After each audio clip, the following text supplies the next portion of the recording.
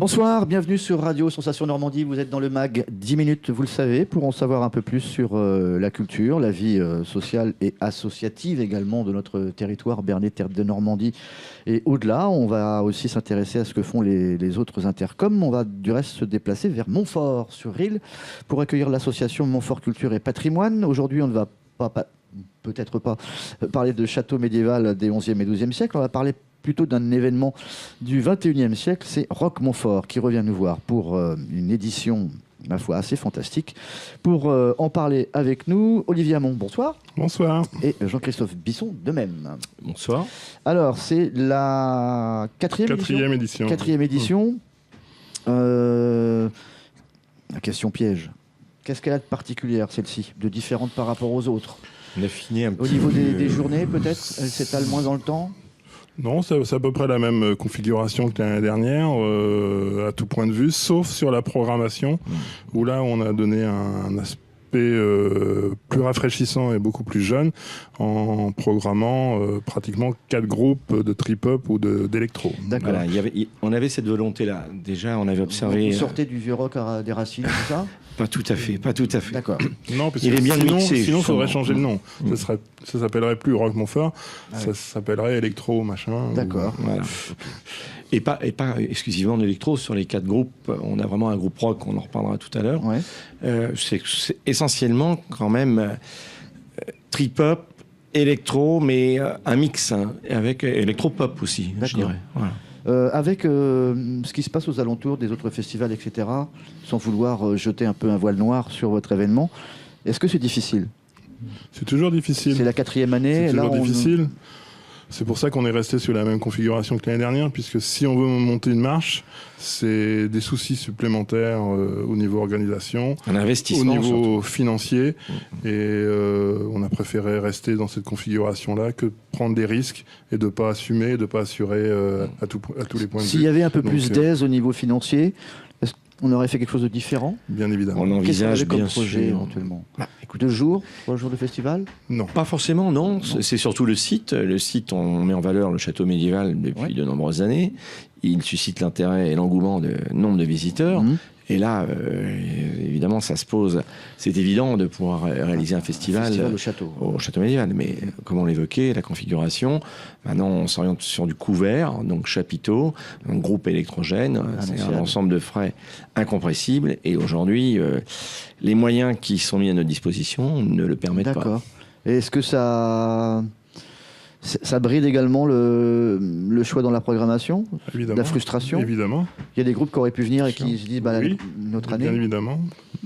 Mais si on veut monter une marche, les premiers prix, c'est 2000, 3000 euros.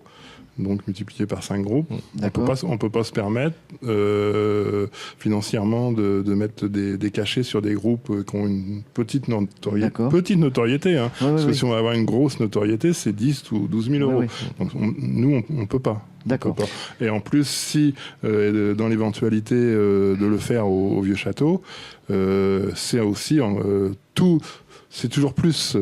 Qui dit plus gros artistes dit la technique supplémentaire. Le son, les éclairages. Tout. Et on a encore cette volonté de... L'hébergement. L'hébergement, oui, c'est plus. Et on a encore cette volonté de le faire gratuit.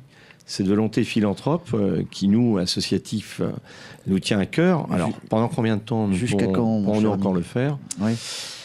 Alors, ça va être une participation symbolique peut-être l'année prochaine? Pour l'instant, on va faire cette année. Je ne sais pas basculer sur du payant. Il faut avoir une programmation qui tient la route. Sur des noms à 2-3 000 euros, c'est pas forcé que le public répondra présent. Donc. Alors il y a des groupes qui viennent de la région, de France. Il y a des groupes qui sont un peu frontaliers, mais je vois qu'il y a des groupes qui viennent quand même des États-Unis. Comment ça se passe? Ce sont des groupes qui sont en tournée nationale et qui se disent pourquoi pas faire une halte à Montfort? Disons que l'année dernière, on a eu un groupe américain, les Acapulco Lips, qui ont comme tourneur Adrénaline, qui est tenu par Ludo, je ne me souviens plus de son nom. Et au mois d'octobre-novembre, je lui ai demandé s'il avait un autre groupe américain qui serait susceptible d'être en tournée sur le mois de mai 2018. Donc il en avait un, donc les Glam Skanks. Et ça tombait bien parce que c'est un groupe de filles, c'est bien rock'n'roll et ça permettait de voilà. Ça risque d'être un peu ça peut être la surprise du festival. Entendons-nous, c'est pas une programmation rabais. C'est pas parce que c'est du gratuit. On n'est pas là pour parler uniquement. Ouais, c'est pas pour les enfants bien non plus. sûr, mais voilà, ce sont quand même des groupes qui ont une notoriété internationale pour l'un d'entre eux et nationale pour les autres. On peut survoler assez rapidement parce qu'on en reparlera dans une prochaine émission. Donc Monia, c'est la régionale de l'étape. C'est même du local. Local, puisque je crois qu'elle doit habiter pas très loin.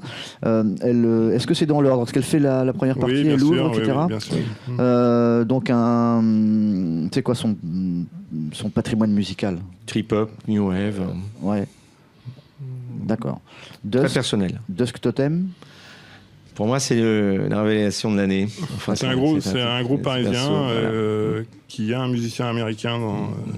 En fin de compte, c'est un trio. C'est un duo qui se renforce de deux autres musiciens. Ça, oui. Et dont la chanteuse qui rappelle, enfin, quelques accents à Bess Gibbons, un petit peu, pour ceux qui ont connu Portishead. Et c'est très très mélodieux et c'est surtout très original et très très bien arrangé. D'accord, avec le bassiste de Lilywood, c'est ça? Oui, c'est ça, voilà. C'est ça? C'est ça, oui. Petite question, vous bossez dans la programmation aussi ou je pensais que c'était Olivier qui s'occupait de la partie musicale et vous de la partie château? Non? Non, Olivier est plus rock que moi je suis un peu plus électro. Voilà, d'accord. Mais enfin, mis à part les Glam Skanks où j'ai pris une petite initiative perso. La pêche aux artistes, vous la faites ensemble? Voilà, mais sinon je transmets l'info à Jean-Christophe il y a de l'écoute avant. Comment? Est-ce qu'on fait des écoutes avant, peut-être?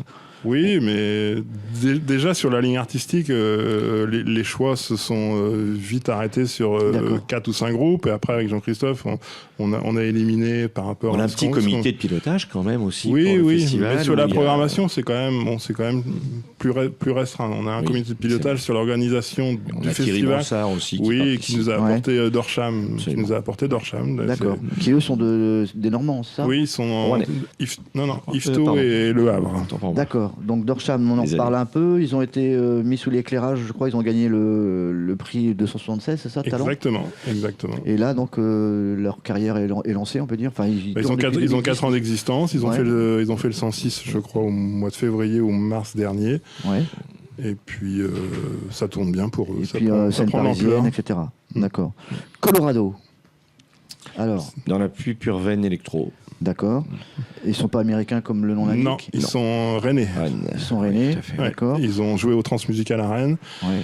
Ils ont joué aux Vieilles Charrues où ils ont remporté le prix 2017 des jeunes groupes électro. D'accord. Et ils sont sur le même tourneur que Dusk Totem. Ouais. Donc ça a facilité les choses. Est-ce que c'est galvaudé si on dit que c'est proche de Métronomie et de Massive Attack ou pas du tout? C'est quand même loin de Massive Attack. C'est différent. D'abord, l'un des deux musiciens chante. Il y a vraiment du chant, contrairement à un groupe. Effectivement, c'est machine et batterie avec drum électronique et semi-acoustique et électronique. D'accord. Mais c'est pas de l'électromusique instrumentale pure. Okay. Entendons-nous. On peut pas dire on n'a pas d'accent techno vraiment. C'est facilement écoutable. C'est un peu easy listening, si je puis dire. C'est presque intimiste pour tout un concert extérieur. Ça va être difficile ou pas, non? Non, c'est assez péchu au contraire. Non. D'accord. L'année dernière, peut-être Aérobrasil était un petit peu dans ce même esprit. Parce que pour reprendre le thème listening, pour ceux qui connaissent pas trop, c'est un peu la musique d'ascenseur, quoi.